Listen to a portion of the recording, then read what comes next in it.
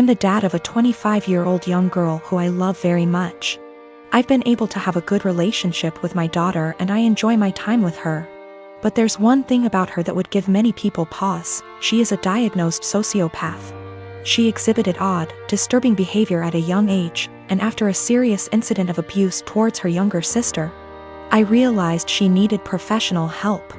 Throughout her elementary years she struggled heavily, getting in lots of trouble in school for lying, cruelty, and all other types of misbehaviors. With an enormous amount of therapy and support, her bad behavior was minimized as she grew older. She received an ASPD diagnosis at 18, and I had suspected it for long prior. After her aggressive behavior was tamed, her following years were much more fruitful. She's law-abiding, has a decent job and a good education, and has many good friendships and admirers. Especially male admirers. She is very, very charming and adept at attracting guys and maintaining their interest. She uses that old dating guide, The Rules, like a Bible. She currently has a boyfriend of about a year and a half who's crazy about her, and who I have a very strong relationship with. We live in the same area and spend time together regularly. He is a great guy, very kind, funny and intelligent. But I doubt she loves him. We've had some very honest, in-depth discussions about her mental health since her diagnosis. And she's been open with me that she doesn't feel love or empathy towards anyone, even family.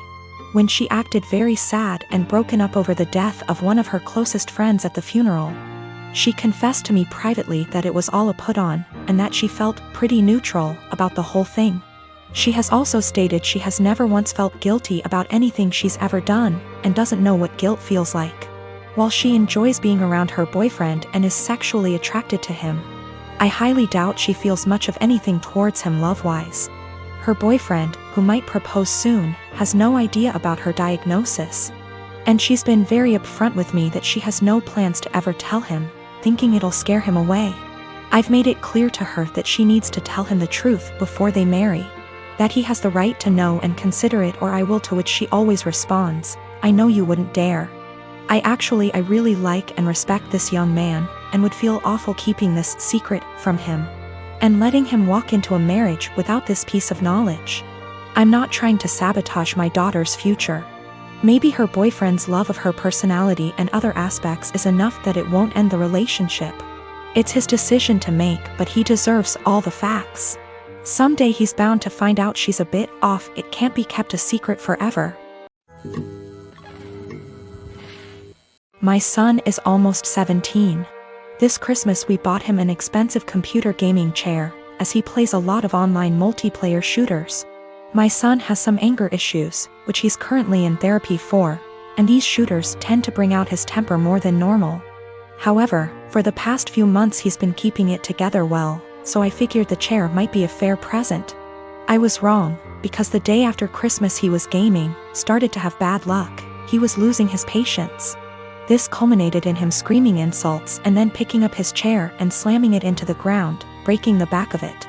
After talking him down, we had a very serious conversation about him no longer being allowed to play multiplayer games while under my roof until his therapist feels comfortable with his progress, talked about coping mechanisms, etc. However, I made it very clear this was unacceptable and he would be grounded. We've had these heart-to-hearts many times, so it's not like every time he has an outburst I'm making light of it. It's a serious issue and treated like such. However, when he came to me later that day and told me he'd like me to replace the chair because it was a gift, he really liked it and it would only be fair, the frustration, disbelief and disappointment in his behavior boiled over and I started laughing hysterically. As in a full laughing fit, barely able to breathe or talk. The more he'd plead his case, the harder I'd laugh. Repeatedly asking him how it was fair in his mind to have me replace a gift I paid for that he broke in anger. This obviously pissed him off more, which led to him getting emotional, but I just couldn't seem to stop myself. I tried walking out of the room and asking him to drop it, but every time he'd say, "But I need a chair," or "What am I supposed to do now?" I'd laugh again. I tried explaining that I'm not laughing at his feelings. I'm laughing at how absurd it is for him as a teenager to expect me to replace he can't be bothered to treat with respect, and then whine about it when he broke it. He's still pissed about it, and feels slighted.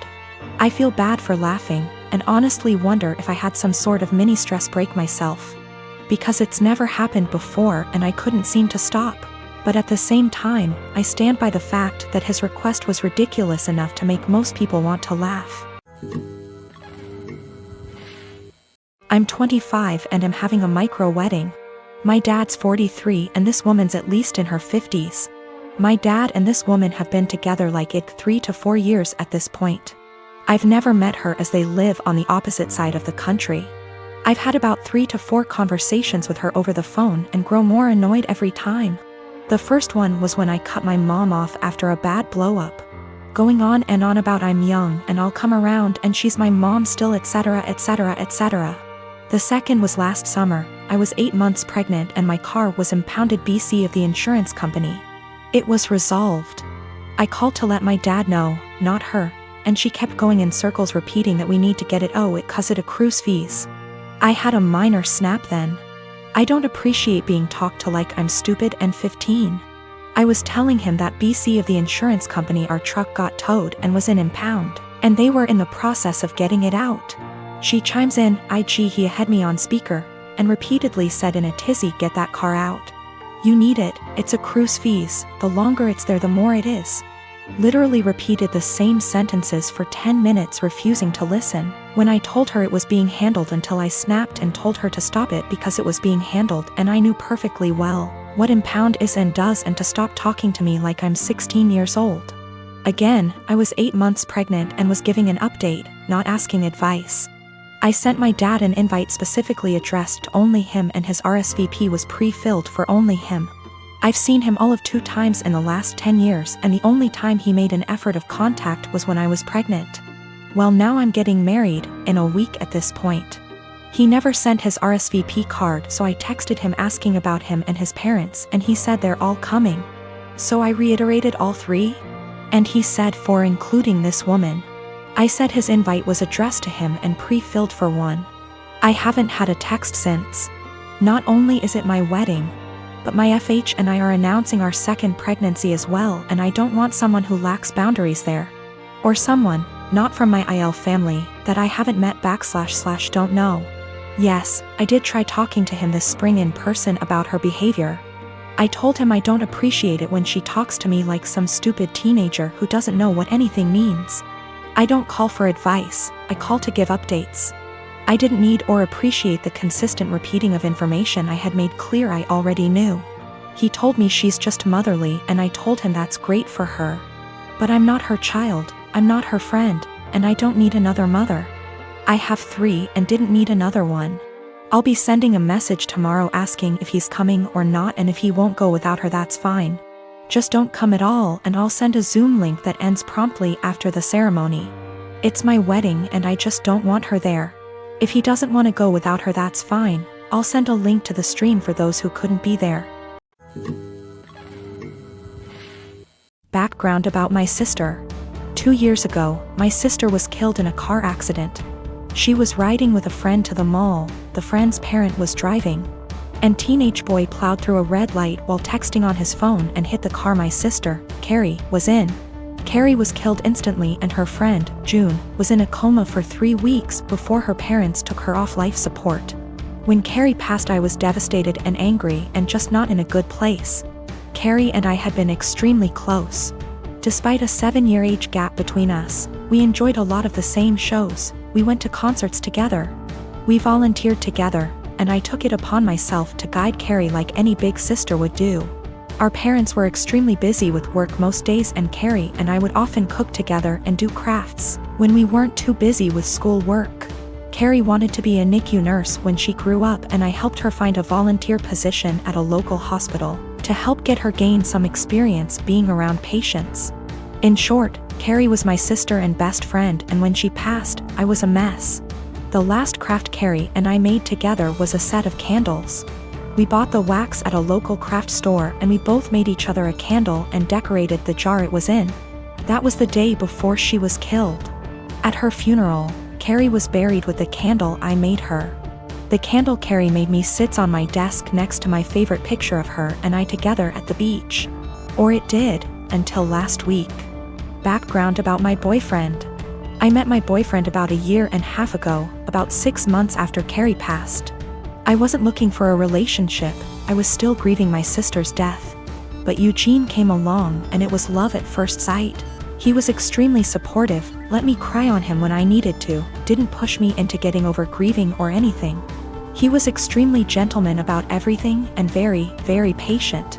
After 6 months of seeing each other pretty regularly, we made it official. Eugene came into my life at a very low point and he has always been very respectful of sentiments I keep from my sister. Never asking me to take them down, always giving me space when I needed to cry. Eugene, along with most, if not all, of my friends and family know about Carrie's candle. There was a point after she died where I would take the candle with me everywhere out of fear that someone might light it, or steal it. Or who knows what. The point is, that candle was and still is a very important part of my life and something that my sister made for me and me alone. When Eugene and I moved in together about 4 months ago, I packed away most of the reminders of my sister and put out the candle and picture on my desk. I felt that this was a huge step because when I'd lived just by myself I had pictures everywhere and a few knickknacks laying around from my sister. I wanted to make Eugene and I's home our home with just a small part of my sister there. Eugene understood and was very supportive. Last week, we had a massive winter storm that knocked out power. We didn't have power for 3+ days. The power was knocked out at Eugene and I's house while I was at work, which did not lose power. Eugene texted me that he was going to light some candles and try and get a generator, so we could have some for of power or at least be able to charge our phones / use lights / etc. Now, we have probably 30+ candles in our house. I am a huge fan of sales and when Bath & Body Works has a candle sale, I like to stock up and get a range of scents. We have candles scattered all over our house.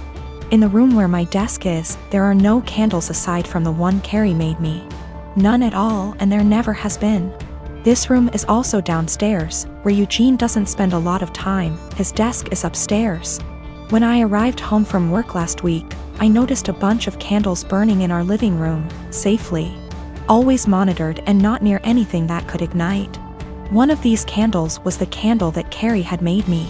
I burst into tears and when Eugene heard me crying he came out from the bedroom, where he was lighting more candles, and asked what was wrong. I was a wreck and couldn't get any words out. When he tried to calm me down, I shoved past him and locked myself in the room where my desk was and just cried. I don't know how he could be so stupid. He knew and I thought he understood how sentimental the candle was and how much I cherished having a candle that my now deceased sister had spent time making with me just a day before she was killed. I haven't been able to speak to Eugene since it happened, Tuesday of last week. He has tried to explain why he did it, because he needed candles to be able to see but I just can't wrap my head around it. He hadn't gotten into the large candle stash I have upstairs right by the living room where Carrie's candle was but went downstairs. Out of the way to grab the most sentimental, cherished item I have. The candle was burning most of the day while I was at work and is now melted and pretty much gone. I do still have the jar it was in but I can't look at it without bursting into tears. Eugene says it was an accident but I just don't believe that. He said he was getting around to lighting the candle surplus we have upstairs but just hadn't gotten there yet. After being home 6 hours alone with no power. I am heartbroken and feel like this is a major slap in the face. I feel disrespected. I feel like he disrespected my sister. I just don't know what to do. I don't feel like I can forgive him for this.